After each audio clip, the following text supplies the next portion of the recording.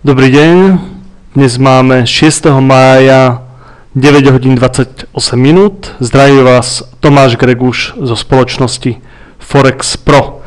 Takže dnes si preberieme udalosti minulého týždňa a dôležité zvraty a povieme si výhľad, čo nás čaká a nemine tento týždeň. Takže sa do toho pustíme. Čo sa týka minulého týždňa, makrodáta začali byť veľmi zásadné už v útorok 34. Z Ameriky sme začínali dostávať dáta z americkej ekonomiky, spotrebiteľskú dôveru.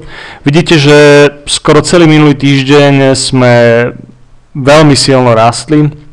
Nachádzali sme sa na 20-dňovým klesavým priemerom. Spotrebiteľská dôvera dopadla 68,1, očakávalo sa 61,4, takže naozaj americká ekonomika sa výrazne zlepšuje, čo je nakoniec môže byť paradoxne osudný.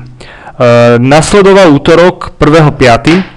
a to, čo sa nám udialo v útorok, bolo veľmi dôležité číslo ADP, počet novovytvorených pracovných miest v americkej ekonomike.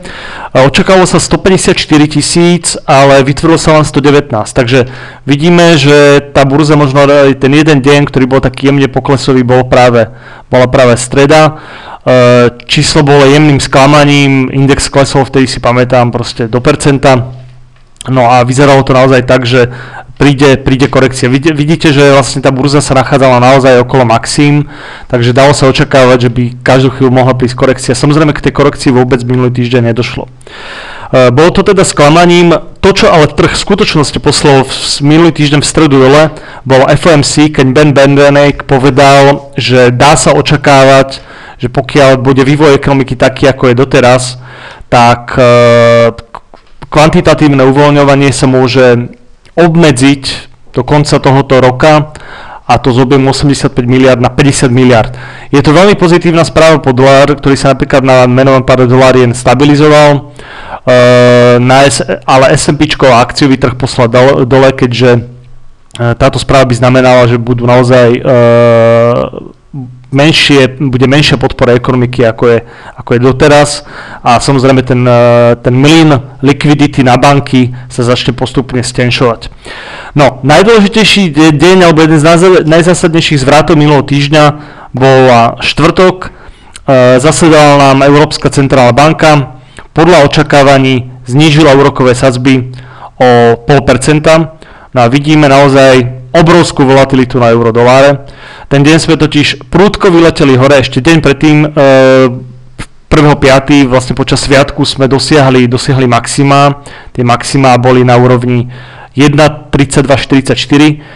Úrokové sadzby sa síce znížili, ale ten deň sme ešte dokázali narast po znížení sadzieb na 1,32, 1,16 a prudko sme prepadli až po správach, keď Mario Draghi povedal, že Európska centrálna banka reálne uvažovala nad tým, že by znížila depozitnú sadzbu, to znamená, že banky, ktoré by si ukladali peniaze v Európskej centrálnej banke, by platili negatívny úrok.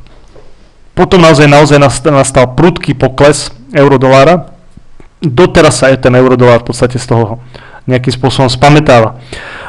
Večer potom prišli žiadosti o podporu nezamestnanosti v Spojených štátoch, ktoré vyšli výrazne lepšie, očakávalo sa 346 000, vyšlo 324 000, no a už sme mali ďalší rastový deň, štvrtok a v piatok ten trh naozaj zasiahla extrémne pozitívna správa z amerického pracovného trhu, keď sa očakalo, že americká ekonomika vytvorí 146 000 pracovných miest minulý mesiac a vytvorila až 165 000 a nezamestnanosť klesla na 7,5% zo 7,6%. Takže naozaj americká ekonomika sa výrazne zlepšuje. No a v piatok sme dosiahli úroveň vrchného Bollingerovho pásma. Dostali sme sa na nové historické maximum. Tá úroveň bola atakovaná 1600 a sme prvýkrát v histórii nad 1600. Čo nás čaká tento týždeň? Aký je výhľad? Takže najprv, čo sa týka udalostí, dnes očakávame Maria Draghiho, ktorý bude rozprávať zrejme o európskej menovej politike.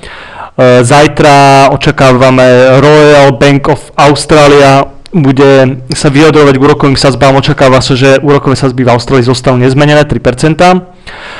V stredu budeme mať nezamestnanosť z Austrálie, kde sa čaká 5,6% a nezamestnanosť z Nového Zélandu, čiže sa čaká 6,8%. Takže vidíte, že naozaj stav tých ekonomík Austrálie a Nového Zélandu je veľmi dobrý.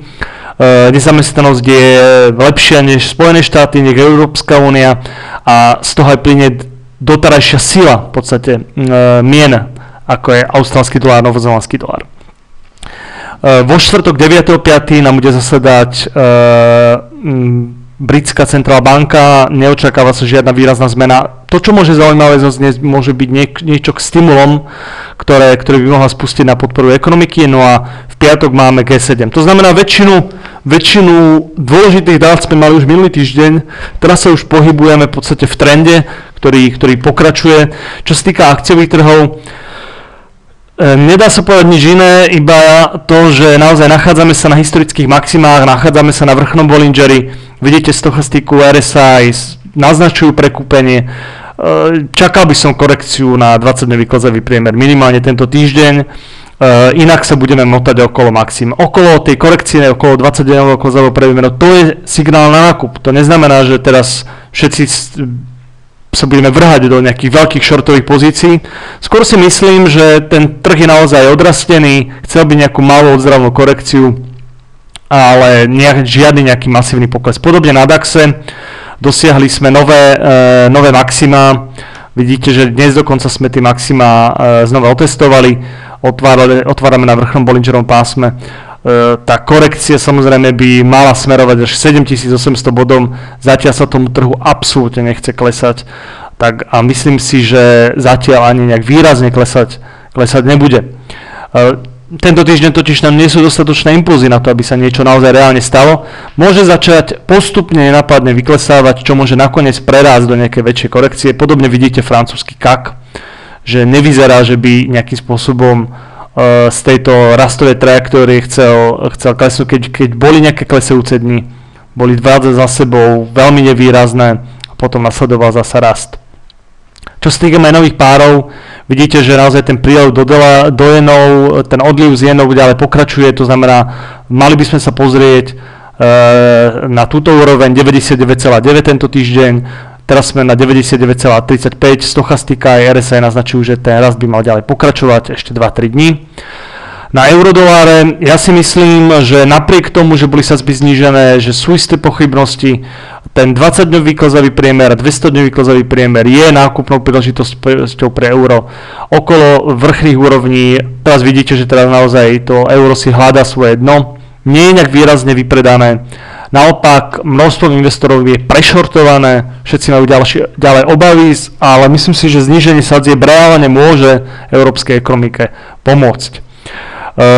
Keď sa pozrieme na Russell a pozrieme sa na S&P, vidíme, že nielen S&P, ale aj Russell reálne dosiahol nové maxima a dokázal nad nimi zavrieť, takže zatiaľ tam nevidím nejaký negatívny vývoj alebo negatívnu divergenciu.